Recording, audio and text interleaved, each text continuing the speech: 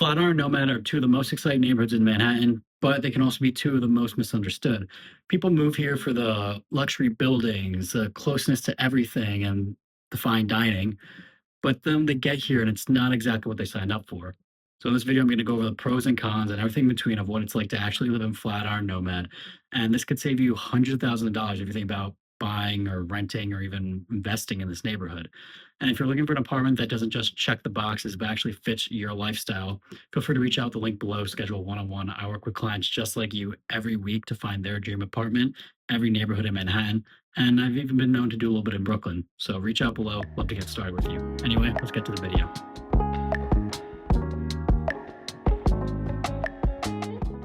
So Flatiron District isn't just architecturally beautiful. You have Madison Square Park there as well. You have a dog park within that. And I mean, that's probably the best part of anybody's day, just going to see the dogs in the dog park. But then you have the restaurants and you have the stores and the shops all around. But how much does it actually cost to live in the Flatiron District? The median condo price in Flatiron hovers around $1.6 million for resale.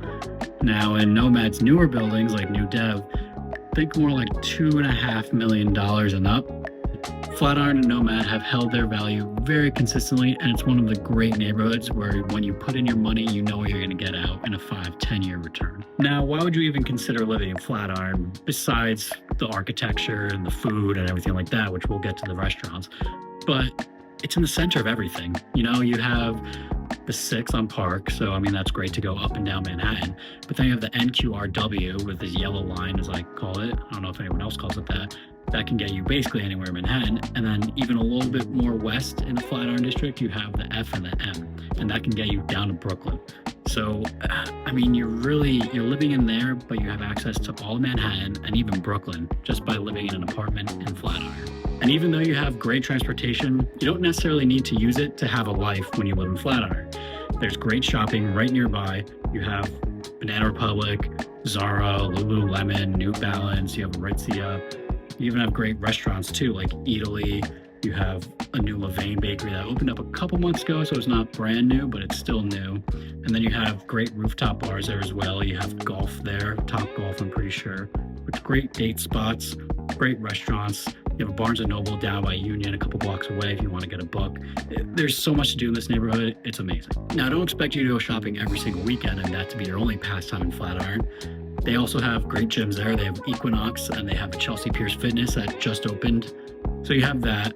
And then if you get bored of Flatiron, which I don't know why you would, you have Gramercy right next door, and you have Kips Bay a little bit up and over as well, which also has some great restaurants and bars. I did a video about that a few months ago if you want to check that out. I'll probably do a new one soon. But you have great stuff all around Flatiron. Now, as much as I love Flatiron, it's not exactly perfect. Like I said, it's pretty expensive, and if you're looking for something under $1.5 million for a 1-bedroom, it's going to be very tough to find in this boutique neighborhood.